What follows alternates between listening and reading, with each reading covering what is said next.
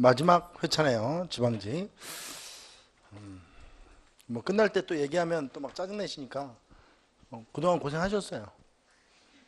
그리고 제가 마무리 끝까지 뭐 해야 된다고 그랬죠? 끝까지 암기하는 거예요. 알겠습니까? 국사는 노트들 보면서 끝까지 암기하시고 끝까지 끝까지 그 저기 뭐야 어려운 것들을 하려고 하지 말고 실수하지 않도록 쉬운 것들이 나왔을 때 본 거를 또 보고 또 보고 그렇게 하셔야 됩니다. 자, 1번서부터 보겠습니다. 가나 사건 사이에 있었던 사실로 옳은 것은 그랬습니다. 이거 뭐 어려운 게 아니니까 바로 가보죠. 이게 미국 사람들이 배 한 척을 이끌고 뭐 대동강으로 들어왔대요. 박 교수가 상금을 걸고 그들을 붙잡을 수 있는 자를 구하자 뭐 이렇게 했다. 그러면 이건 뭐 편의점 사건이죠.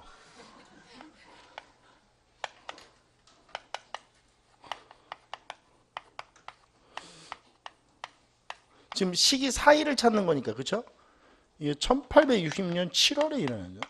제너럴 셔무르 사건 전에 뭐가 일어났죠? 같은 연도에 병인 박해, 그렇죠? 이거 전에 병인 박해가 일어나죠. 제가 줄여서 병박 이렇게 했죠? 또 누가 생각나는데? 1866년 1월입니다. 그리고 제너럴 셔무르 사건 후 같은 연도에 있었던 거예요. 이게 뭐죠? 병인 양요. 이거 다 같이 일어난 거죠. 1866년에.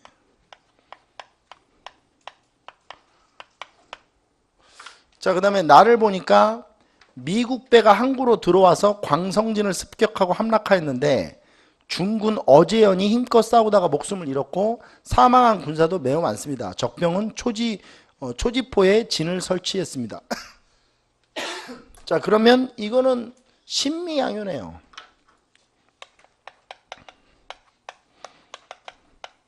이거는 아예 1871년이니까 연도수가 다르죠. 운요 사건이 일어난 거는 이거는 강화도 조약할 때 배웠던 거 아니에요? 강화도 조약이 1876년, 이게 1875년. 이 운요 사건 이후에 강화도 조약이 체결되는 거죠. 강화도 조약이 체결되는 거예요. 이게 1876년이죠. 전국 각지에 척합의가 건립된 거는 이거 사이 아니네. 이거 신미양요 후라고 그랬으니까 그렇죠? 이게 신미양요 직후가 되죠.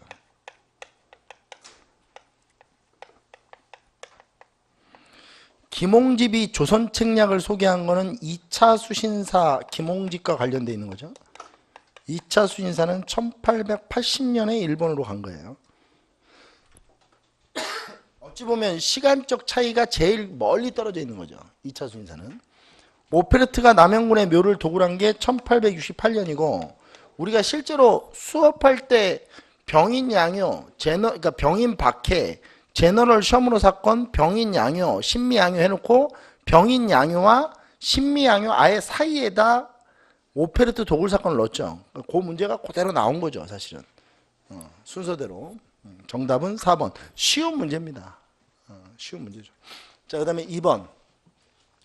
삼국의 지방행정조직과 관련된 내용으로 옳은 것을 모두 골라라 그랬어요. 지방행정조직. 자, 기억부터 보겠습니다. 고구려는 수도를 5부로 구분하여 욕살이 각 지역을 관할하였다. 이건 정리를 좀 해야 되겠는데. 자, 고구려, 백제, 신라가 있고 수도, 이 수도는 서울인데 수도를 5부로 나눴다는 것이 두 개의 의미가 있어요. 두 개. 이 두 개의 의미를 제가 개념 이해할 때는 귀찮은 게 아니고 이거 얘기해 줘봤자 실수했습니다. 얘기해 줘봤자 시험에 안 나오니까 안 해드렸는데 이게 두 개의 의미가 뭐냐면 하나의 의미는 이건 얘기해 줬어요. 하나의 의미는 그냥 우리가 서울에 있는 구로 이해해라. 구. 그러니까 강남구, 동작구, 서초구 같이 수도를 몇 개로 쪼개놓은 걸로 5개로 쪼개놓은 걸로 이해해도 된다. 실제로 그렇게 이해해도 상관없어요. 그 다음에 또 하나의 의미는 이게 이제 정상적인 방법인데 우리가 부족적 성격이 행정적 성격으로 바뀐다라고 했죠. 원래 우리 그 고구려에는 5부가 있죠. 계루부, 전로부, 소노부. 이 5부가 행정적 성격으로 바뀌면서 5부가 되는 거예요. 그러니까 예를 드는 겁니다. 관노부가 있었죠. 이게 관나부 이렇게 돼요. 행정적 성격으로. 연노부가 있으면 연나부. 이게 하나의 부서가 되는 겁니다. 그러니까 말 그대로 중앙행정부서가 되는 거죠. 그 의미가 있어요. 그러니까 두 가지 의미를 다 해석해도 됩니다. 그리고 백제도 이렇게 수도가 5부로 나눠지고, 신라는 사로 육촌이라고 들어보셨나요? 우리 저기 소지마리간 때 부족적 성격이 행정적 성격으로 바뀌죠. 그럼 그 부족적 성격이 소지마리간 때 행정적 성격으로 바뀌는 게 바로 이거예요. 이게 6부로 바뀌는 거죠. 6부로. 그리고 이제 지방을 좀 보는데, 우리가 지방은 상위, 하위로 나눠서 봤어요. 상위는 뭐냐면 이게 또 5부죠. 그러니까 지금으로 얘기하면 우리나라가 뭐 전라도, 경상도, 충청도 이렇게 돼 있잖아요. 이때로 바꾸면, 고구려로 바꾸면 어떻게 되는 거야? 뭐 경상부, 충청부, 전라부 이렇게 5개가 있다는 거죠. 물론 이름이 이렇진 않지만 이게 5부입니다. 5부. 그리고 이 5부의 장관으로 뭐가 파견돼요? 욕살이 파견되죠. 걸리면 죽는 겁니다. 그 다음에 이 하나의 부 아래에 또 뭐가 있어요? 여러 개의 지방 행정구역이 있죠. 그게 뭐예요? 성이죠. 성. 여기에 철역은지가 있고 도사가 있는 거예요. 우리가 이렇게 배웠죠. 그 다음에 백제는 5방이 있죠. 그리고 여기에는 뭐가 파견돼요? 방령이 파견되죠. 그리고 이 하부 조직에 뭐가 있어요? 이게 군이 있죠. 여기에 군장이 있죠. 여기는 뭐야? 이건 5주죠. 이건 군주고. 그렇죠? 이 주 밑에 뭐가 있어? 군이 있는데 이거를 당주라고 해도 되고, 선덕여왕 때부터 이걸 뭘로 바꿔? 태수로 바꾸죠. 그래서 당주, 태수 다 상관없어. 그러니까 당주, 뭐 당주라고 합시다. 요거 가지고 맞춰보자고. 요거 가지고. 이게 뭔 웃긴 소리냐는 얘기지.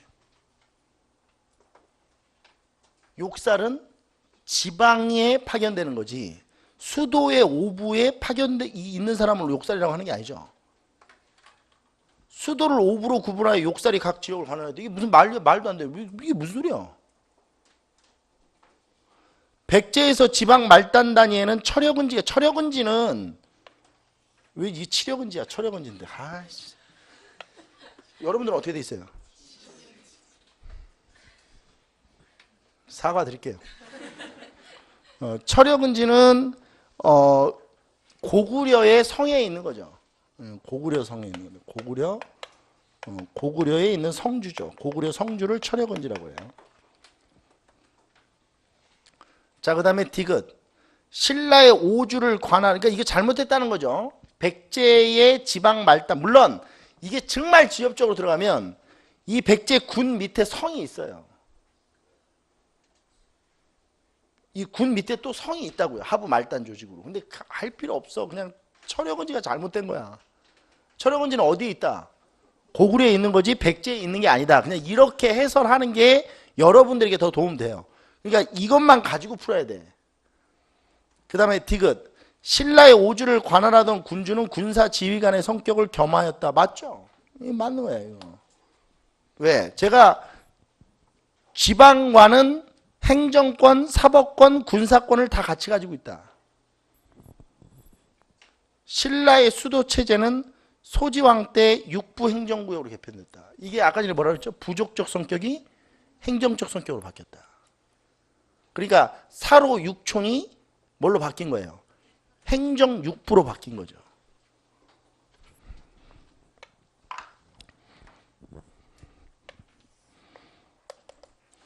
부족적 성격이 행정적 성격으로 바뀐 거네.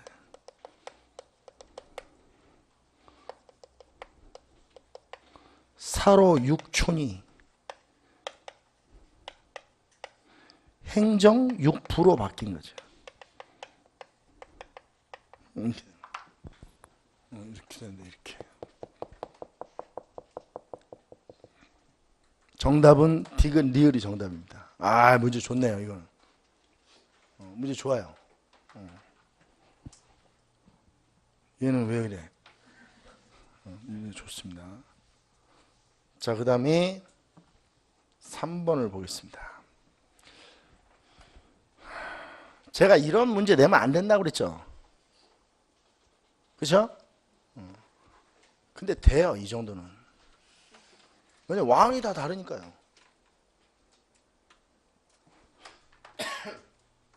막 같은 왕인데 막 1년 단위로 내고 막 2년 이렇게 하면 안 되죠.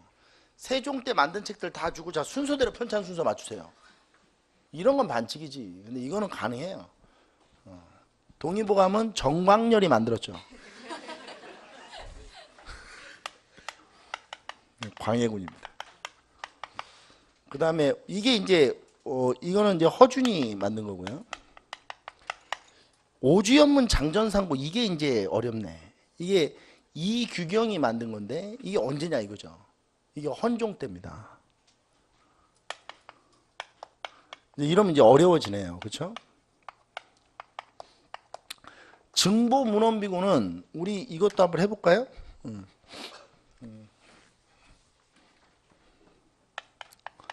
한국학 백과사전이라고 불리는 관찬 백과사전이죠.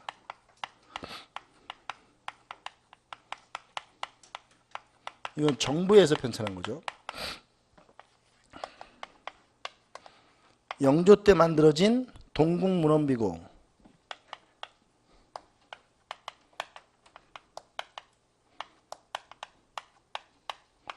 이게 정조 때 증보되죠.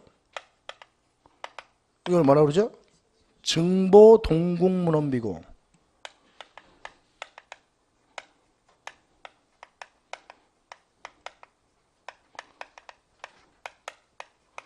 그 다음에 이게 해설지는 아마 고종으로 되어 있는데 이건 좀 문제가 있어요. 1908년이니까 이건 순종이라고 하는 게 맞아요.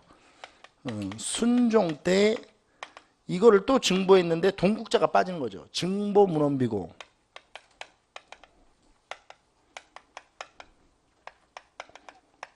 우리 근대사 배울 때 고종이 언제 폐위되죠? 강제로? 1907년에 폐위되죠. 헤이그 특사 사건을 빌미로 해서 폐위되니까 이게 편찬된 시기가 1908년이니까 고종이라고 하면 안 돼요. 자, 그럼 이거는 순종이네요. 순종. 또 이렇게 써주면 또 순조 또 이러면 안 돼. 순종이라고. 그 다음에 청장관전서는 이거는 이제 관찬이니까 이건 저자를 할 필요 없고 청장관전서는 이덕무가 쓴 백과사전이에요. 이덕무를 우리가 언제 배웠어요? 박제가, 유득공, 이덕무, 서이수 이 사람들이 규장과 검서관들이었죠. 어느 시대 때? 정조예요, 정조.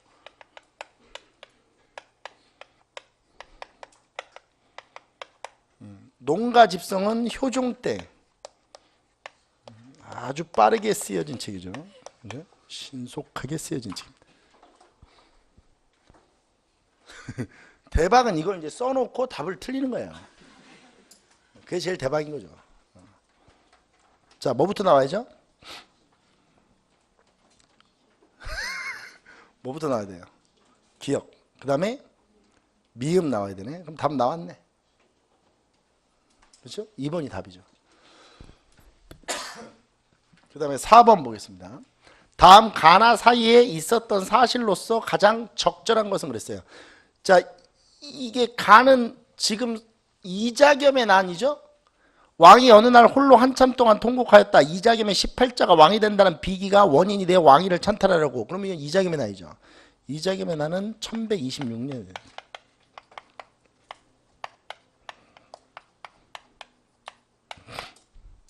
묘청이 분사시랑 조광 병부상서 유참 사제소경 조창원 안중영 등과 함께 서경을 근거지 삼고 반란을 일으켰다. 묘청의 난이에요. 제가 묘청의 난과 묘청의 서경천도운동은 구분해야 한다고 했죠. 묘청의 서경천도운동은 말 그대로 묘청이 서경에다 대화궁을 짓고, 이때는 인조가 허락을 해준 거죠. 그래서 하다가 이제 자 옮기십시오 했더니 이제 김부식이 반발을 하면서 이게 수포로 돌아간 거죠. 그래서 묘청이가 뭘 일으킨 거예요? 난을 일으킨 거죠. 이건 묘청의 난입니다. 1135년이죠. 자, 이 사이에 있었던 사실로 가장 적정을 찾는 거예요. 제가 볼 때는 문제를 정말로 이 정상적으로 낸다면, 제가 얘기한 정상적으로 낸다면 이자겸의 난 이후에 왕위 찬탈 사건이죠. 이게 그러니까 왕위를 찬탈하려고 한 사건이잖아요. 그러면 이제 이게 국가의 어떤 기본 전제 국가에서 왕권 찬탈 사건이 일어나면 왕의 권위가 추락하잖아요.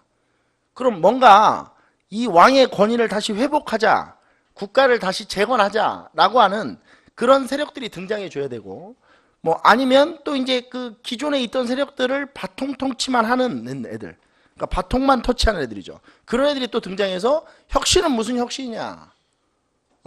계속 북한과 싸워야지 씨발 무슨 소리냐? 왜 핵을 포기하게 만드느냐? 핵이 있어야 우리 국민들이 불안에 떨 텐데. 그래야 우리가 집권할 수 있는데 무슨 개소리냐? 쇼하지 마라. 뭐 이런 사람도 있는 거죠. 결국 정상적으로 내려면 이자겸의 난 이후에 고려 조정의 위신이 추락하고, 그러면서 뭔가 이게 개혁을 주장하는 세력들, 서경파와 그 다음에 체제를 안정화시켜서 끌고 가려는 보수파 사이에서 이게 이제 개경파죠. 이 사이에서의 대립과 마찰이 일어났다. 이렇게 나와야 이게 정상이에요. 그러니까 이 네모가 이 노란색이 나오지 않으면 이건 문제는 잘못된 거야, 사실은. 분사제도가 폐지되고 서경의 분사가 모두 혁파된 거는 묘청의 난 이후예요. 사이에 들어갈 수가 없죠. 이건 묘청의 난의 결과니까. 묘청의 난 이후. 윤관이 여진을 정벌한 후 동북구성을 축조했다. 이건 뭐 말도 안 되는 소리야. 1107년의 일이니까. 이게 언제야? 이게 예종 때 있었던 일이죠. 이건 뭐 한참 전의 일이니까. 북진 정책과 금나라 정보를, 그렇지, 이렇게 나와야 이게 정상적인 인간이 출제하는 거야. 정상적인 인간. 이 정치 세력이 누구예요? 북진 정책과 금나라 정보를 주장하는 정치 세력이 대도해야 돼. 이게 누구예요? 이게 서경파죠.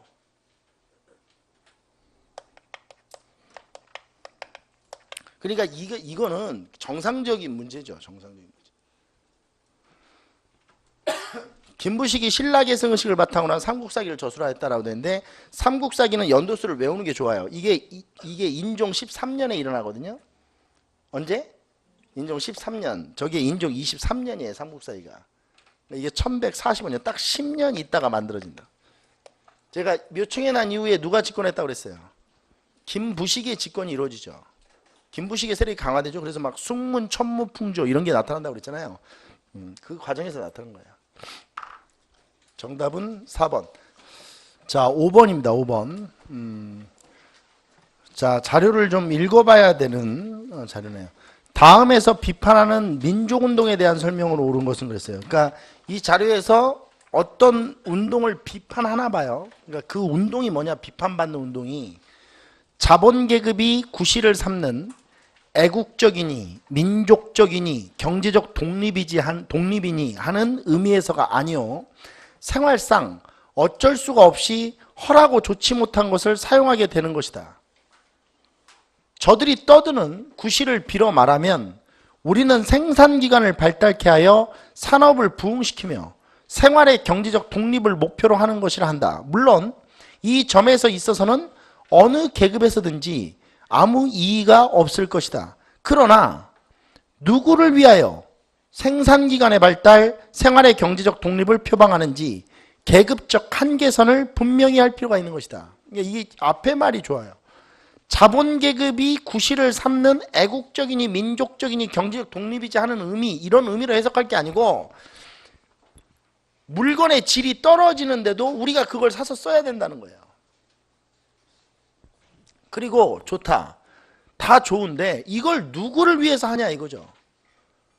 바로 물산 장려운동을 비판하는 사회주의 세력의 입장이 들어있는 겁니다. 이거는 이제 1923년에 동아일보에서 사회주의 사상이 기재했던 그 인물이 기재했던 그 사설이죠, 사설. 그러니까 웃긴 거는 뭐냐면 제가 수업할 때 가장 간단하게 이걸 얘기해 줬죠. 아이폰을 쓰지 말고 갤럭시를 쓰자는 건데 그게 뭐냐 이거예요. 갤럭시를 써서 좋은 게 뭔데? 우리나라가 잘 살아져요? 그런 거 아닌 것 같은데요, 내가 볼 때. 그 사람들 돈 벌어주면 우리나라 좋게 만드는 거 아닌 것 같은데. 상속세도 안 내고 그러면서. 그죠? 지금 그 얘기하고 있는 거예요. 뭐가 좋냐는 거죠. 그렇게 해서. 노조도 못 만들게 하는 회사. 그게 뭐가 좋냐는 얘기예요. 누구를 위한 회사냐 이거죠. 그런 운동은 하지 않겠다 이런 얘기죠. 물산 장려운동입니다. 진주에서 시작되어 전국적으로 확산된 거는 형평운동이라고 봐야죠. 조선 형평사와 관련돼 있으니까. 그리고 추가적으로 좀 한 사람 하면 이학찬 뭐 이런 사람들 기억해 주시면 좋아요. 이 조선 형평사 설립에 역할을 많이 했던 사람이죠. 우리 힘으로 고등교육을 실현하려고 하였다. 이건 밀립대학 설립운동이잖아요. 뭐 시간은 비슷하죠. 물산 장려운동과 밀립대학 설립운동 시기가 비슷한데 밀립대학 설립운동이죠. 조선일보와 동아일보 등의 언론기관이 주도하였다. 이건 문맹 퇴치 운동이죠. 뭐 다 뒤에 운동으로 끝나네요. 그러니까 조선일보의 문자 보급 운동, 동아일보의 분화로도 운동 이런 거잖아요. 얘는 붙어 있고 왜 얘는 띄어져 있어요?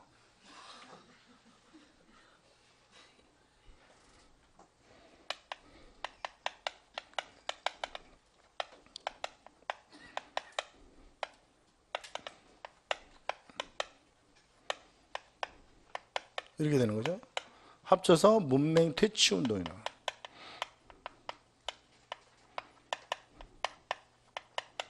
우리 저번에 문제 풀 때 했던 건데 문자보급 운동은 몇 년부터 몇 년까지죠? 29년부터 34년까지. 분화로도 운동은 31년부터 34년까지. 이런 걸 좀 잘 기억해 두셔야 돼요. 그 다음에 4번. 일본과 조선 사이의 관세 철폐 움직임에 대응하였다. 제가 얘기했죠. 회사령이 폐지되면서 관세 철폐 움직임은 바로 나와요.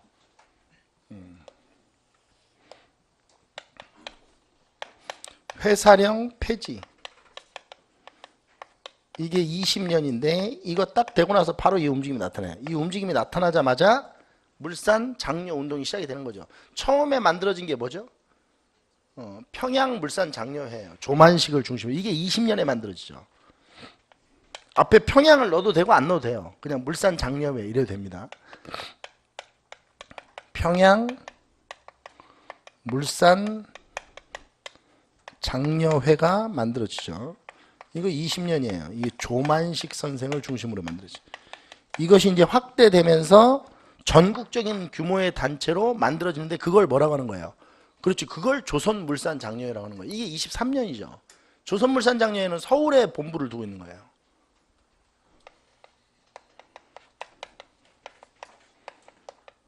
조선물산장려회. 이건 23년에 만들어지죠. 그리고 결국 일본도 이게 이제 이렇게 해서 만들어지자 23년에 뭐를 없애버린 거야. 아예. 관세를 탁 철폐해버리는 거죠. 그러니까 완전히 지금 이게 딱 이 관세 철폐와 이렇게 부딪히고 있는 거예요. 계속 이렇게. 이 물산장려 운동은.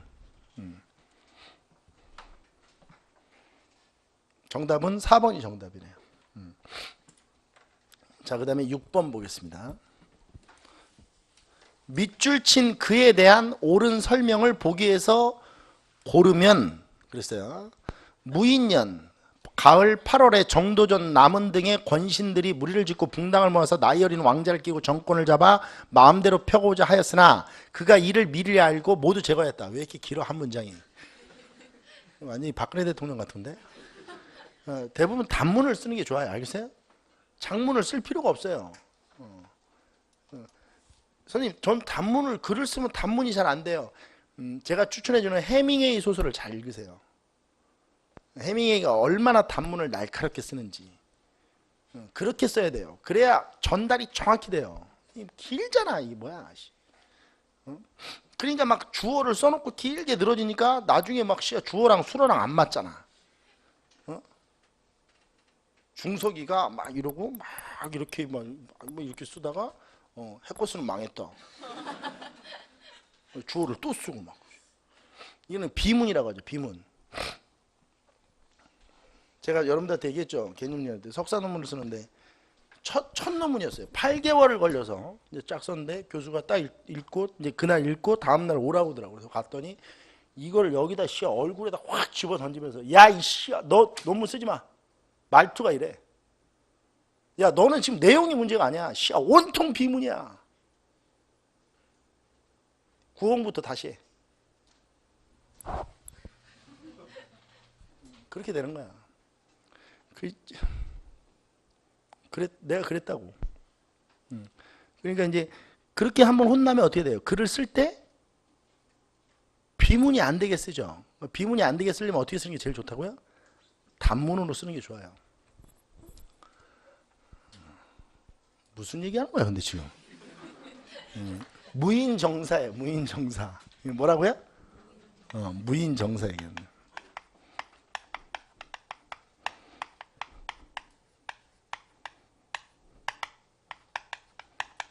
1차 왕자의 난. 자, 그러면 미리 알고 모두 제거했대요, 이 사람이. 그럼 이 사람 누구야? 이방원이네요. 그렇죠? 모두 제거하는 사람은 이방원이에요. 알겠어요? 한두 명 제거하면 수양대군. 모두 제거하면 이방원. 알겠어요? 웃으라고 한 얘기인데 되게 재밌다 근데. 태종이죠. 뒤에는 읽어볼 것도 없어요. 종친과 신하들이 모두 그를 세자로 삼기를 청하였으나, 근데 이제 제가 얘기했죠. 이방원 입장에서는 이걸 자기가 이제 탁 되면 골 때려지는 거죠. 싹 다 죽이고 하시죠. 그래. 뭐 이거 딱 하면 아니야. 나는 왕하려고 한 게 아니야. 형이 하시죠. 그래서 이제 안친애가 그 겁쟁이 정종이죠. 그렇죠?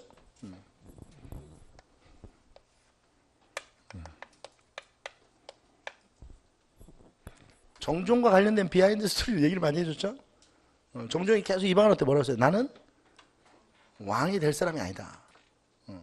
제일 웃긴 건 정종의 와이프죠. 정종의 아내가 왕비죠. 계속 당신은 절대로 왕이 될 사람이 아니다. 정종이 맞다. 제가 얘기하면서 얘기했던 거 기억나시죠? 세상에서 제일 자기를 잘 아는 사람은 아내다. 아내요. 진짜 아내는 다 압니다. 전지전능해요. 다 알아요. 어저께도 며칠 전에도 4일 전인가 친한 친구가 만나자고 하는데 그 친한 친구를 저희 아내가 별로 안 좋아해요. 만나서 그냥 순댓국에다 소주 한 잔 먹고 헤어질 거거든요. 그 친구랑 하는 일이 그거밖에 없어요. 근데 그 친구를 만난다고 그러면 되게 싫어요. 왜냐면 제가 좀 돈을 빌려준 게 있거든요. 그 사람한테. 근데 얘가 돈을 안 갚으니까 우리 아내가 싫어해요. 근데 친구 사이에 어떻게 그렇게 돼요? 이제 왔는데 뭐 끝나고 뭐 어디 간다고 그래서 저기 뭐 아는 선생님 아버님이 돌아가셨대. 그래? 근데 그 순간에 그 말이 떨림, 그 말의 조악함 이런 게 있나 봐요. 그러니까 이제 우리 아내가 그래? 그래 병원 가서 전화해 그러더라고. 그래서 느낌이 이상하더라고. 보통 그렇게는 얘기 안 하는데 병원 딱 가서 전화를 딱 했더니 저기 그러지 말고 영상통화로 돌려. 순댓국집인데. 사실대로 얘기했죠. 다 알아요. 제일 잘 알아요. 그 형을 남자분들 명심하세요. 알겠어요? 속일 수 있다고 생각하는 거는 그 환타지 소설에서나 가능한 거예요. 부인은 절대 속지 않아요. 다 알아요. 들어오는 걸음만 봐도 안 돼요. 상가집에서 오는 건지 술집에서 오는 건지. 저희 아내가 한 얘기예요. 무서워 살 수가 없어요. 공정왕이 후사가 없고 그의 공적이 컸으므로 하여 세자로 책봉하고 11월에 왕위를 전하였다라고 돼. 그러니까 결국 이제 그 형이 뭐 후사도 없고 뭐 이렇게 해서 뭐 이제 태종의 이제 이방원이 태종이 되었다 이 얘기죠. 그럼 태종에 대한 설명 찾으면 되죠. 기억을 찾는 게 중요한 것 같아. 기억. 1398년 무인정사가 일어나서 민심이 사나워졌죠. 그래서 그 민심을 수습하기 위해서 정종 때 다시 개경으로 옮겼죠. 그럼 이걸 다시 한양으로 옮긴 사람이 있을 거 아니야. 그 사람이 누구겠어? 그 사람이 이방원이에요. 근데 정확히 얘기하면 이게 문제가 있는 게 정종 때 옮겨져요. 옮기고 나서 태종이 즉위하는 거거든요. 그러니까 이게 태종의 업적이 아니고 이게 정종의 업적이어야 돼요, 사실은. 근데 이 문제가 얼마나 교묘하게 만들어졌는지 보세요. 지금 왕이라고 하지 않았죠. 실제로 옮긴 건 누구예요? 이방원이가 옮긴 거예요, 다. 이방원이 옮기고 와서 왕으로 즉위한 거죠. 아무튼 이건 태종, 이방원의 업적이 맞습니다. 집현전을 폐지하고 경연도 열지 않았다. 이건 세조죠. 사관원을 독립시켜 대신을 이게 재밌죠, 그렇죠? 사관원은 사원부와 붙어 있어야 되는데 이걸 탁 뜯어버리는 순간 양사의 기능이 약화되고 사관원을 국왕의 독립 직속기구로 놓아버리면 오히려 이걸 통해서 서경, 간쟁 이런 걸 통해서 대신들을 왕이 견제할 수 있게 된다. 근데 태종이죠. 고려사와 고려사 저료는 문종 때, 세종 때 편찬이 시작돼서 문종 때 만들어진 거니까 정답은 기역과 디귿이 정답입니다. 자, 그 다음에 7번 고려 후기의 개혁 정치에 대한 설명으로 옳은 걸 보기에서 고른 것은 그랬어요. 충선왕은 정치도감, 지랄. 연결이 안 되는 이게 연결이 안 되는. 정치도감은 충목왕 때죠, 그렇죠? 충선왕의 개혁기구는 뭐예요? 사림원이 돼야죠. 틀렸어요. 자, 니은 보겠습니다. 공민왕은 개경환도 이후부터 원의 영토가 된 쌍성총관부를 회복하였다. 자, 가로 한번 쳐보죠. 아까 전에 비문 얘기했는데 괄호 쳐보죠. 자, 공민왕을 회복하였다 이렇게 되죠. 주어는 공민왕이고 회복하였다가 수로예요. 그죠? 근데 뭘 회복했다는 거예요? 쌍성총관부를 회복했다는 얘기예요. 근데 이 쌍성총관부가 개경환도 이후부터 원의 영토가 된 쌍성총관부래요. 근데 쌍성총관부가 언제 설치되냐면 1258년에 설치되고 개경으로 환도한 건 1270년이니까 개경환도 이후에 쌍성총관부가 원의 영토가 된 게 아니고 개경환도 이전부터 쌍성총관부는 원의 영토가 돼 있던 거예요, 사실은. 그러니까 이 문제는 지금 국민왕이 쌍성총관부를 회복했느냐를 묻는 게 아니고 쌍성총관부가 설치된 시점이 개경환도 전이냐 개경환도 후냐 이거예요. 근데 쌍성총관부는 개경환도 전에 설치된 거니까 이거는 괄호 속의 사실관계가 잘못된 거예요. 무슨 말인지 이해되셨죠? 쌍성총관부는 개경환도 전에 이미 빼앗긴 영토예요. 그래서 제가 과거 기출문제 풀어줄 때 이 얘기 한번 했었죠. 세조 쿠빌라이 칸이 교서를 내려서 고려를 통치하겠다라는 그 교서를 주고 이 교서가 발표된 이후에 사실로 옳지 않은 것은 찾아라. 그때 답이 쌍성총관부 탈환이야. 쌍성총관부 설치죠. 왜? 그거는 원의 간섭을 받기 이전에 쌍성총관부로 설치된 거니까. 그러니까 개경환도 이전이란 얘기죠.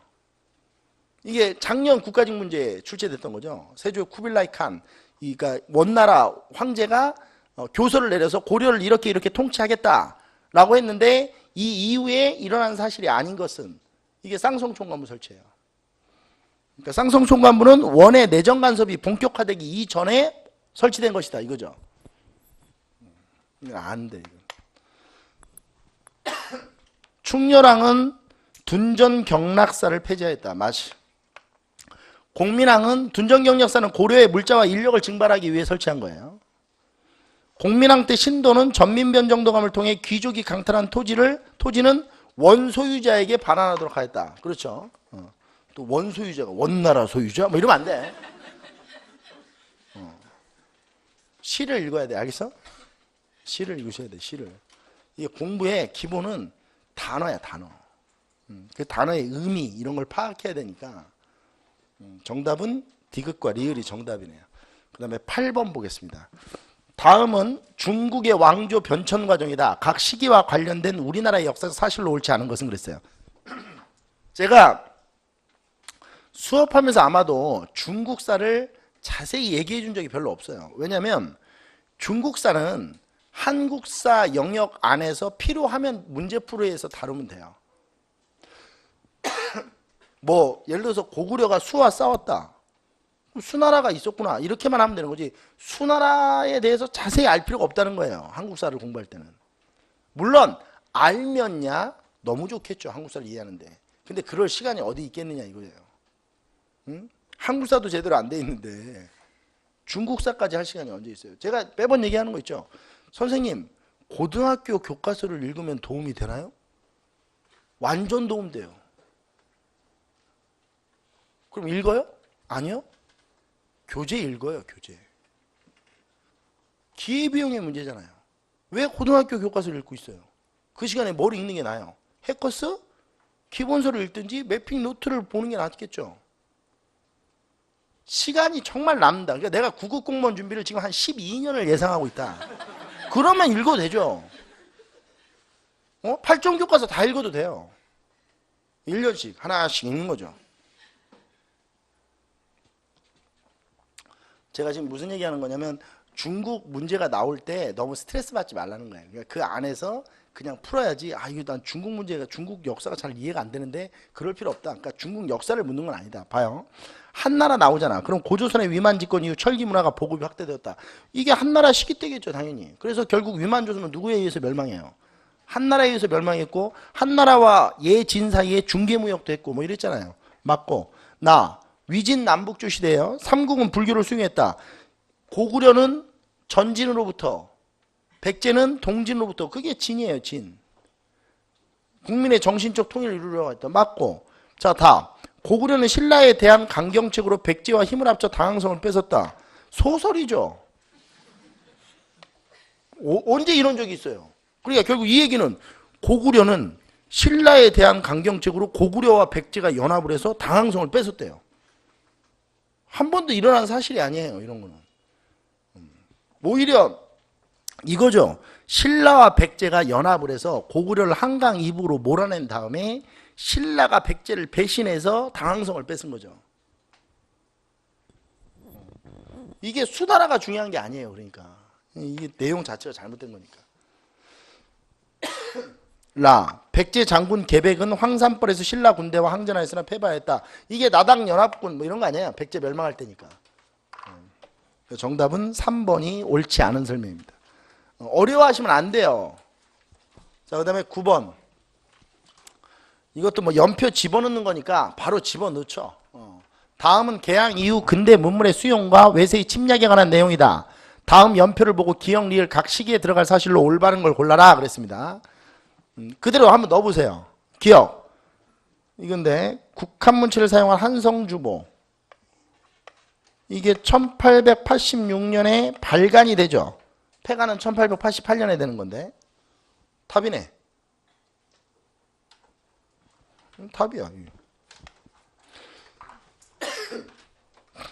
경인선 철도가 언제 개통되죠? 1899년. 제가 은하철도 99 그렇게 하라고 그랬죠? 선생님 1999년이면 어떡합니까? 정신이 나간 거죠. 경인선 철도 개통하는데 근데 은하철도 99 이렇게 1799년도 아닐 테니까 그죠? 그렇죠? 1799년이면 정조 때예요. 그 다음에 3번 일제는 화폐정리 사업을 단행하였다. 1905년 다 연결이 안 되네요 지금 그죠? 영국이 거문도 우리가 영국의 거문도 점령 사건을 언제 공부했냐면 갑신정변 이후 한반도 정세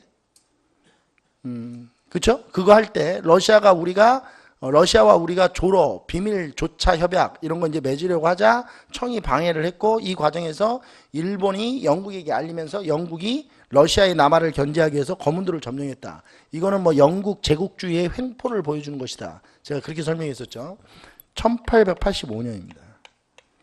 실제로 이제 영국이 돌아간 거는 87년이죠. 근데 일으켰다니까 85년으로 하시면 돼요. 연결이 안 되네요, 다. 잘못했습니다. 정답은 1번. 자, 그 다음에 10번 문제로 봅니다. 다음 내용을 시기 순에 따라 바르게 나열한 것은 그랬어요. 한국 독립운동의 근거지를 소탕하고자 일제는 무고한 한국인을 대상으로 간도 일대에서 무차별한 학살 작전을 감행했다. 간도 참변 1920년입니다. 선생님 1920년 언제입니까? 이따가 얘기할게요. 일본과 만주 군벌 장쩔이니 만주에서 한국인 독립운동자를 체포하면 반드시 일본 영사관에 넘길 것 등을 내용을 하는 협정, 미세아 협정이네요.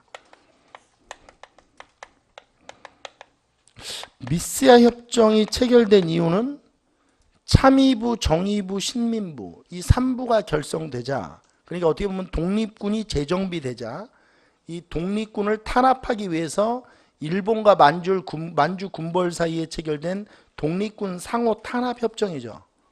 1925년.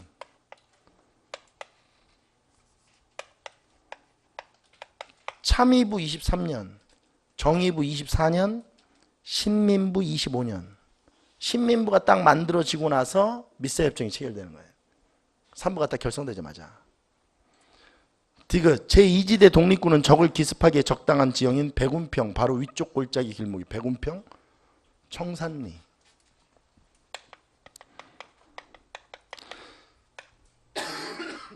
백운평, 천수평, 어랑촌, 완루구, 고동화 이런 식으로 되거든요. 백운평이 첫 번째 연도인데 이게 10월이에요. 1920년. 근데 이게 같은 연도인데 이거는 시간 차이는 하루예요, 하루. 이게 1920, 하루는 아니구나. 이게 청산리 전투가 1920년 10월 21일에 백운평 전투가 일어나요. 10월 26일에 끝나거든요. 간도참변이 10월 27일부터 지금 시작되니까. 근데 이거는 날짜가 중요한 게 아니죠. 인과관계죠. 청산리 전투 패배에 대한 보복. 이게 뭐였어요? 간도참변이니까 이거는 선후가 분명한 거예요. 제가 얘기했죠. 이렇게 연도를 내더라도 선후 관계가 명징한 것을 내야죠. 아무 관련이 없이 막 역사서들 쭉 나열해 주거나 무슨 뭐 건축물들 나열해 주고 어떤 게 먼저냐, 이건 선후 관계가 없잖아요. 인과관계가. 그런 걸 내면 안 되자는 거예요. 그런 걸 내면. 이거는 내도 수험생들도 납득이 되잖아요. 이게 일수 차이가 별로 나지도 않아. 이건 같은 연도고 또. 그러나 이렇게 납득이 돼야죠. 러시아 내전에서 승리한 적색군이, 이건 자유시 참변이네. 1921년. 중앙 집권적 유일당을 추구하던 촉성회파를 중심으로 혁신회. 혁신회? 삼부 통합운동. 삼부 통합운동 과정에서 혁신회가 만들어지고 국민부가 만들어지고 그러죠. 그게 몇 년이에요? 28년이죠. 그렇죠? 그러니까 혁신회, 국민부 이게 다 20년대 후반에 만들어지는 거예요.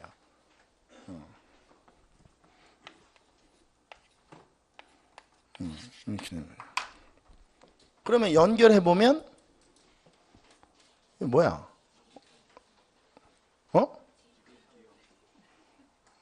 어떤 게 먼저 나와야 돼? 디귿, 기억, 리을, 니은 이렇게 되네요. 답은 하여튼 찾으세요, 여러분들이. 다 썼으니까. 자, 그 다음에 11번으로 넘어갑니다.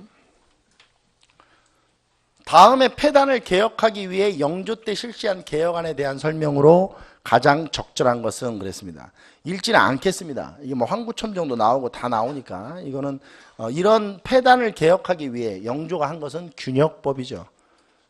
그러면 균역법에 대해서 가장 적절한 것.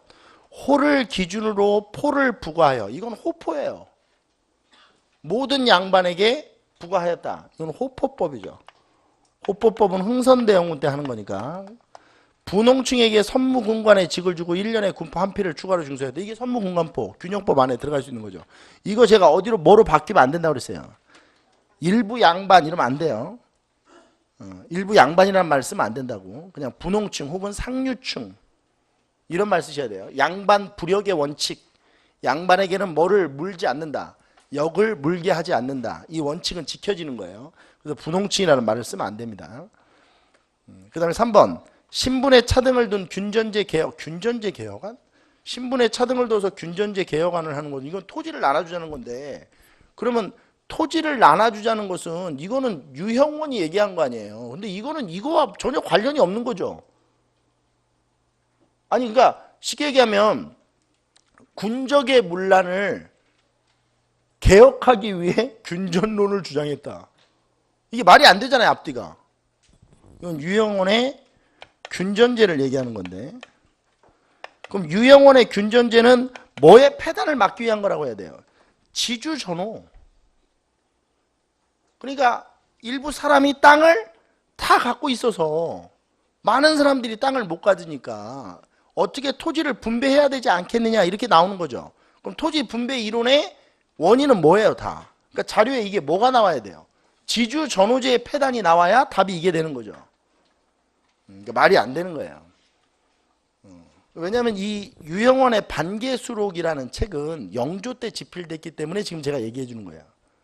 혹시 그러니까 문맥에 맞게 풀어야죠. 그러니까 문제의 취지에 맞게. 시기를 물어보는 게 아니잖아요. 지금 이 문제가. 군포 무적분을 보충하기 위해서 지주들에게 1결당 4두를 준 게 아니고 결정을 2두를 징수한 거죠. 정답은 2번이 정답입니다. 자, 그 다음에 12번입니다. 다음과 같은 주장에 대한 설명으로 가장 적절한 것은 그랬어요. 만물이 생기고 나면 바르고 통한 기운을 받은 것은 사람이 되고 편벽되고 막힌 기운을 받은 것이 물건이 된다. 이게 뭐야? 인물성 이론이잖아. 이론. 동론이 아니지. 사람은 다 통한 기운을 받고 편벽되고 막힌 기운을 받는 것은 뭐예요? 동물이라는 거 아니에요. 그럼 이건 인물성 이론이죠.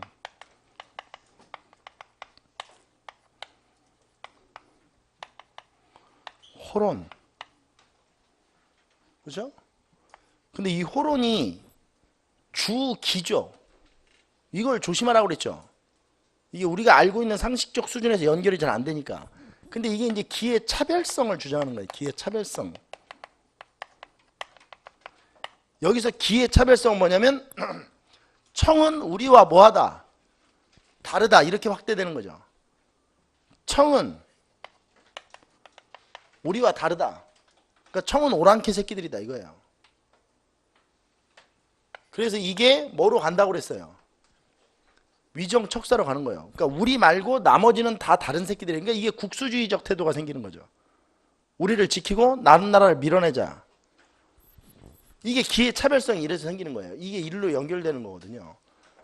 결국 위정척사가 되는 거죠.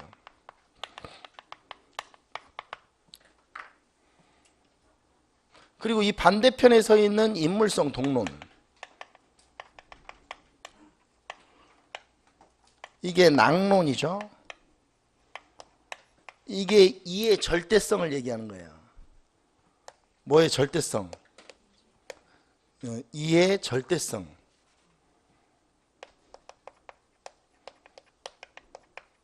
그러니까 이의 절대성이라는 게 뭐냐면 기는 차별이야. 근데 이는 절대적인 거야. 그냥 다 같은 거예요. 다 중요하다 뭐 이런 얘기거든요. 그래서 인물성 동론이 되는 거거든 이론상. 근데 제가 얘기했죠. 기본에 알고 있던 주리 주기철학과 엇박자가 나 있기 때문에 이거를 우리가 윤리사상학적으로 접근해서 인물성 동론, 인물성 이론을 깊이 파헤칠 이유가 없죠. 우리는 과목이 국사니까. 그러면 이의 절대성이 만들어내는 게 뭐냐? 이게 북학이에요. 받아들이자. 이게 이제 개화사상이 되는 거죠. 그리고 제가 수업할 때 이 18세기 후반의 북학과 19세기 중후반에 나오는 개화사상에 교두보 역할을 했던 사람들이 있다고 그랬죠. 누구죠? 최한기. 처음부터 얘기하죠. 서유구, 이규경, 최한기 이런 사람들이죠. 이 자료는 지금 뭘 준 거예요? 인물성 이론을 준 거예요. 이걸 준 거예요. 이걸. 자료가 이걸 준 거라고 지금. 가장 적절한 것. 최한기가 나왔어요. 자 보세요. 이쪽. 최한기는 인물성 이론과 관련이 없죠. 어디로 연결돼야 되는 사람이에요? 인물성 동론 쪽으로 연결돼야 되는 사람이에요. 최한기에 의해 서양의 경험 철학과 연결되어 개화 사상의 철학적 기반이 된 것은 인물성, 동론, 낭론이 돼야 되는 거예요. 이의 중요성, 절대성을 강조하는 게 아니고 기의 뭐를 강조하는 거야? 차별성을 강조하는 거예요. 인물성 이론은 이의 절대성을 강조하는 게 아니에요. 뭐의 차별성? 기의 차별성을 강조하는 거예요. 이의 중요성을 강조하여 과학기술과 이용후생을 강조하는 북학의 배경이 되었던 것은 뭐예요? 이건 인물성 동론, 낭론이죠. 역시. 3번 화이론에 따라 중하와 오랑캐를 본질적으로 구별되는 거. 이게 기의 차별성이야. 본질적으로 구별돼야 된다. 차별돼야 된다는 거죠. 배타적 입장이 깔려있다. 아까 제가 말했죠. 국수주의적이고 배타적 입장이 깔려있는 것. 이게 정답이네요. 아, 문제. 좋아요. 정권에서 소외된 소론파와 왕실의 종친 그리고 서울 출신 인사들 사이에서 가학으로 이어졌다. 이거는 이 인물성 이론이 됐든 인물성 동론이 됐든 이건 성리학 안에서 일어나는 논쟁이에요. 노론 내부에서. 네가 절대적이냐 기가 차별적으로 존재하느냐 이런 주리와 주기의 논쟁이에요. 그러니까 이거는 성리학 논쟁이죠. 이거는 양명학이에요. 완전히 다른 거죠. 노선이.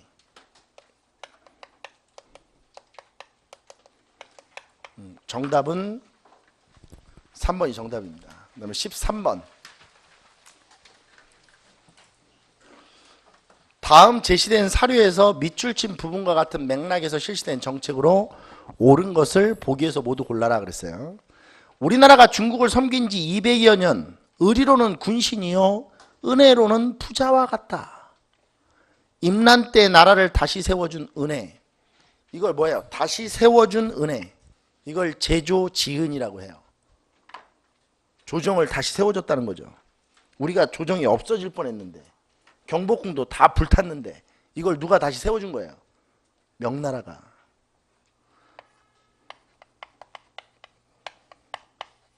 우리나라는 6.25 때 다 없어졌는데 다 망했는데 이 나라가 우리 대한민국을 다시 세워준 거죠. 그러니까 죽어도 이 나라한테는 충성을 다 해야 되는 거예요. 뭐 제 수업 들으신 분은 누굴 얘기하고 이게 뭘 얘기하는지 다 알 거예요. 근데 웃긴 거는 이제 이거 어떻게 하죠? 그 트럼프가 김정은이 괜찮다, 멋있다, 뭐 이러면 이거 어떻게 얘네들은 어떻게 해야 되나 이제 좀 난감할 거예요 지금. 그죠? 방법이 없잖아. 그럼 뭐 트럼프도 종북이야? 이게 어렵네요. 이 스탠스가 어려워요. 이게 비슷한 거야 다. 그럼 결국 우리가 배웠던 거죠. 이 제조 지은을 국가 외교 정책화 시켜서 갔던 애가 누구냐면 서인이죠. 인조반정을 했던 애들이니까. 광해군의 중립외교 때문에 인조반정을 했던 애들이니까 이걸 그대로 밀고 가요. 그래서 제가 사상 수업하면서 성리학의 교조화 현상, 종교화 현상도 결국 이 제조 지은의 외교를 밀고 가기 위한 어떤 사상적 뒷받침이다 이렇게 얘기했죠. 대보단, 만동묘 이게 다 연장선상에 있는 거예요. 그러니까 지금으로 우리로 얘기하면 뭐 인천 자유공원에 메가더 동상 세워놓고 이렇게 하고 있는 거 이거 다 그거예요. 다 그 연장선상에 있는 겁니다. 다. 오직하면 다른 나라 황제들 제사 지내주고 있었겠어요. 국민들한테 세금 걷어가지고. 이거는 제조 지은 이 제조 지은의 연장선에 있는 겁니다. 이건 방금 전에 배웠던 건데 인간과 만물이 본성이 다르지 않다. 이건 인물성 동론이잖아요. 인물성 동론은 뭐로 가는 거예요? 북학, 개화 이런 걸로 가는 거니까 이거는 본질이 다르죠. 적어도 청을 배척하겠다. 기회 차별성 이런 걸 얘기하려면 인물성 이론이 나와야 돼요. 이 이완 원두표가 중심이 되어 어영청, 이게 어영청이 5군영 중에 하나인데 우리가 5군영을 강화시켰던 이유는 뭘 하기 위해서요? 북벌을 하기 위해서요. 이게 북벌인데 북벌은 이 제조지원의 연장선상에 있는 거죠. 변급, 뭐가 굉장히 급한 애죠.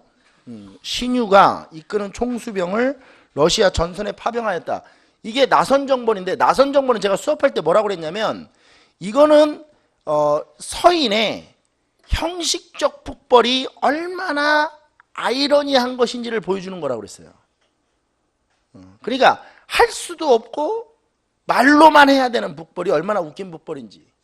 청을 치자고 해서 만들었던 군사력을 청을 도와주는 데 쓰는 그게 나선정벌이죠. 그러니까 이거는 이거의 연장선상과 관련이 없어요. 그러니까 정답은 기역과 디귿 이게 정답이죠. 아 좋네요. 문제 진짜 좋네요. 오랜만에 시원하네요. 문제가.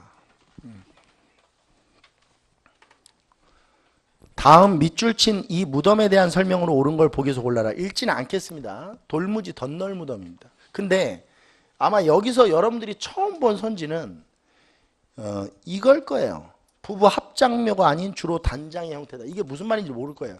제가 아주 쉽게 얘기해 줄게요. 돌무지 덧널 무덤은 도굴이 돼요, 안 돼요? 왜 안 돼요? 돌무지 덧널 무덤 왜 안 되냐고. 밑에 덧널을 대고 거기에 관을 집어넣고 봉한 다음에 덧널로 여기다 돌을 쌓고 또 여기다 흙을 올리고 이러니까 안 되죠. 합장묘는 어떻게 만들어져요? 묘를 만들었다가 이걸 다시 허물어서 그 안에다 다시 부부를 넣는 거예요. 다시. 그러면 그러니까 예를 들어서 남편이 죽었어. 그럼 남편의 묘를 만들었다가 이 옆에다 아내의 묘를 같이 무덤을 같이 만드는 형태죠. 이게 합장묘예요. 굴식 돌무지 덧널 무덤에서 어떻게 만들어요 이거를? 딱 만들어 놓으면 야 자 돌 들자 흙 파 야 나무 뜯어.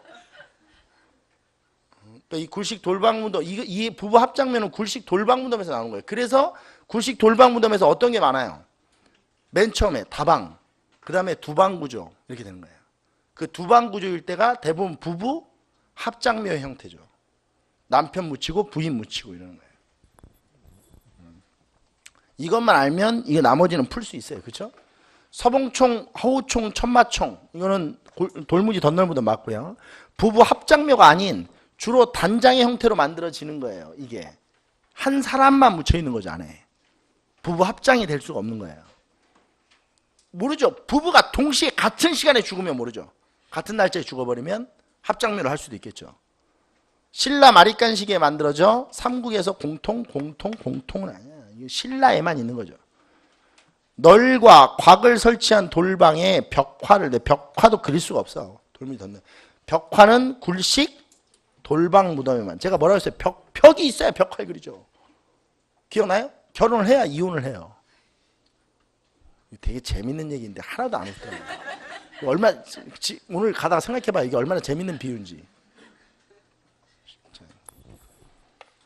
결혼이라고 쓸 뻔했어요. 굴식 돌방 무덤.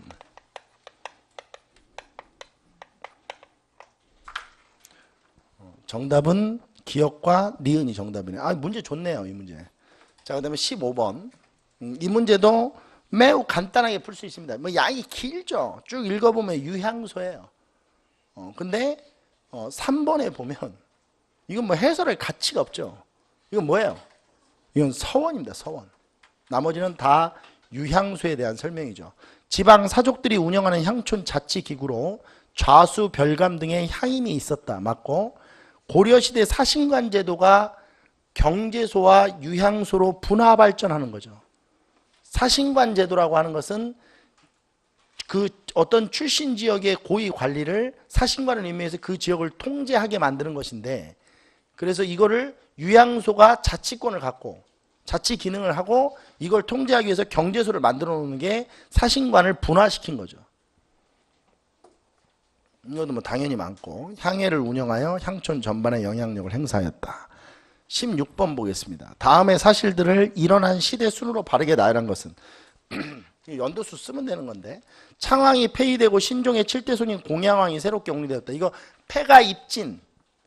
그러면 우왕이 폐위된 거는 위화도 회군 직후죠. 1388년. 창왕이 폐위된 건 1389년.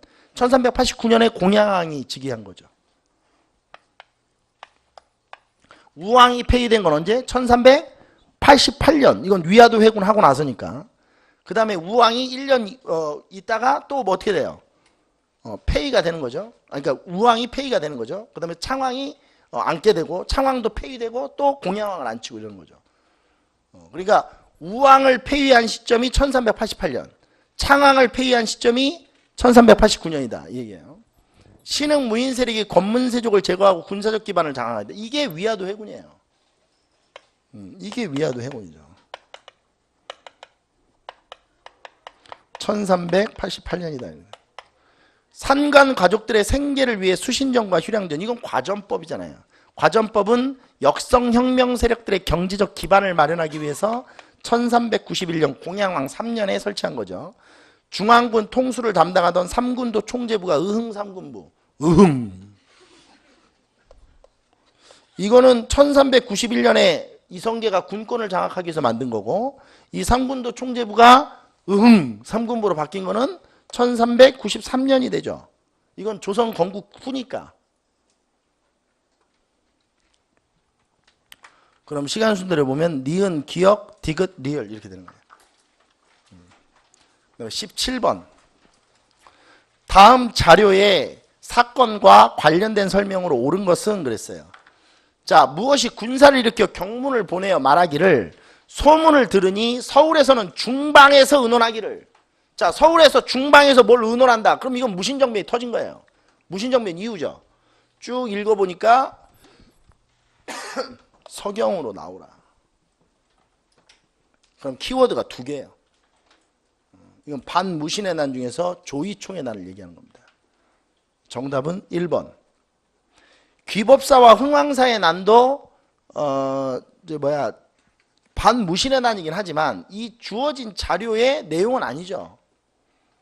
향보국소가 폐지가 되는 계기는 망소의 난이에요. 공주 명학소의 난이죠. 신라 부운동의 성격을 띠고 있는 것은 김삼이 효심의 난, 이비 패자의 난 이런 거죠. 관련이 다 없습니다. 18번.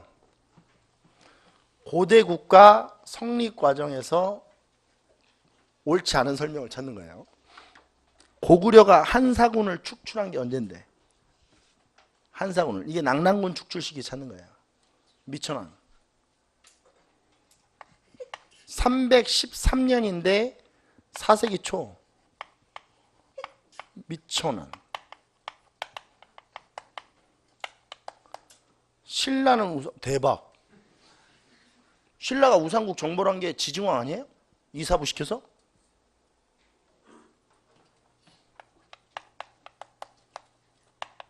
그럼 이거 6세기잖아요. 이거 뭐 이런 얘기가 다 있어. 200년이라는 텀을 띄우면 어떡해. 정답 1번. 부자상속의 왕위계승 확립은 백제보다 고구려가 빨랐다. 고구려는 언제 되죠? 고구려는 고국 천왕 때 되고 2세기 때 되고, 백제는 언제 되니까? 근초광 때 되니까 백제보다 고구려가 빠른 게 맞네요. 그렇죠? 백제 고위왕은 목지국을 병합하여 마한의 중심 세력이 되었다. 그렇죠? 마한을 다 장악한 건 근초광이고 마한 안에서 있던 가장 강력한 목지국을 없앤 건 고위왕이죠.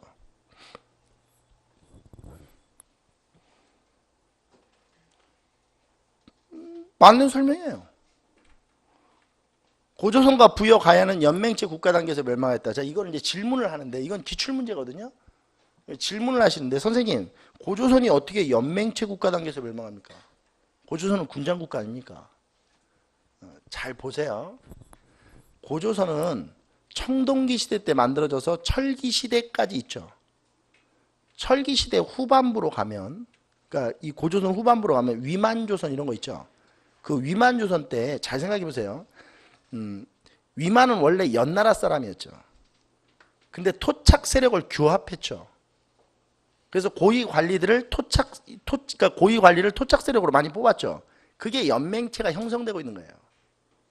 토착 세력과 지배 세력과의 연맹체. 그래서 우리가 위만 조선은 실제로 연맹체적 성격을 가지고 있는 국가로 보아요. 그러니까 철기 시대 국가의 특징을 고조선이 갖고 있었던 거죠. 아마 이걸 내버려 뒀으면 부여 고구려 같이 완전히 연맹체로 탁 나눠졌을 거예요. 근데 그렇게 나눠지기 전에 없어진 거예요. 근데 고조선이 없어질 때는 군장 국가로 보기에는 어려워요. 고조선 그러니까 말엽은 뭐로 보는 거예요? 연맹체로 보는 거죠. 그러니까 연맹체 국가 단계에서 멸망한 건 다 맞아요. 그러니까 초기의 고조선은 연맹체가 아니죠, 당연히. 그냥 무슨 국가예요? 군장 국가인데 고조선이라는 나라가 2200년 정도 유지되잖아요. 맞는 설명이다. 그 다음에 19번. 다음에 선언문이 나오게 된 배경 그랬어요. 꽃다운 젊은이를 야만적인 고문으로 죽였다. 박종철 고문치사 사건이에요. 그러면 이게 87년 6월 항쟁인데 87년 6월 항쟁이 나온 이유가 뭐냐? 이건 답은 4.13 호원 조치예요. 뭐라고요? 절대로 헌법은 바꾸는 것이 아니다. 누구 마음대로 헌법을 바꾸느냐? 헌법은 국가의 틀인데 라고 얘기했던 거죠. 마산 중앙부두 김주열의 시신이 발견된 거는 이거는 4.19 혁명의 원인이 되는 거죠. 그러니까 이게 좀 예의가 안 맞아요. 정부가 대통령 중심제에서 내각 책임제로 헌법을 개정했다. 대통령 중심제에서 내각 책임제로 헌법을 개정한 것은 뭐 때문이에요? 4.19 혁명 때문이죠.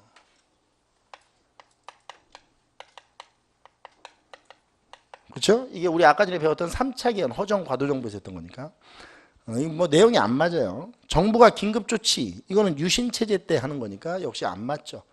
그러니까 이 87년 6월 항쟁이 일어날 수 있었던 배경이 뭐냐 이렇게 물어보면 전두환의 4.13 호원조치다 이렇게 얘기해 주면 되는 거예요. 자 20번 마지막 문제네요. 다음 가 나는 해방 후 두 정치인의 발언이다. 아래의 보기 중 두 정치인이 발언한 시점 사이에 일어난 사건. 이제 우리는 무기휴애한 미소 공동위원회가 재개될 기색도 보이지 않으며 통일정부를 고대하나 여의케 되지 않으니 우리 남방만이라도 임시정부 혹은 위원회 같은 것을 조직하여 38 이북에서 소련이 철퇴하도록 세계 공론에 호소해야 될 것이니 여러분도 결심해야 될 것이다. 정읍 발언이네요. 남한 단독정부 수립을 주장하는 46년 6월 정읍 발언. 이승만이 한 거죠. 나 38도선을 베고 쓰러지겠대요. 그럼 이건 김구의 3천만 동포에게 의거합니다. 김구의 3천만 동포에게 의거하면 언제 나오느냐? 48년 2월에 유엔 소총회에서 남한 단독정부 남한 단독 총선거가 결정되면서 그래서 유엔 한국임시위원단이 접근 가능한 지역에서만이라도 선거를 먼저 실시하겠다. 이게 발표되자마자 3천만 동포에게 의거함이 나오죠. 48년 2월입니다. 그럼 이 시점 사이에 일어난 사건. 유엔 총회에서 남북 총선거가 결정되었다. 유엔 총회는 47년 11월 들어가네요. 그렇죠? 제주도 4.3 사건은 48년 4월이니까 이건 안 되죠. 2차 미소 공동위원회가 결렬됐다. 2차 미소 공동위원회가 결렬돼서 한국 문제가 유엔으로 이관된 거 아니에요. 2차 미소 공동위원회가 결렬된 시점이 언제예요? 47년 우리가 이 유엔 총회가 언제 열려요? 47년 11월이죠. 이게 47년 10월에 다 휴회되는 거예요. 2차 미소공동위원회는.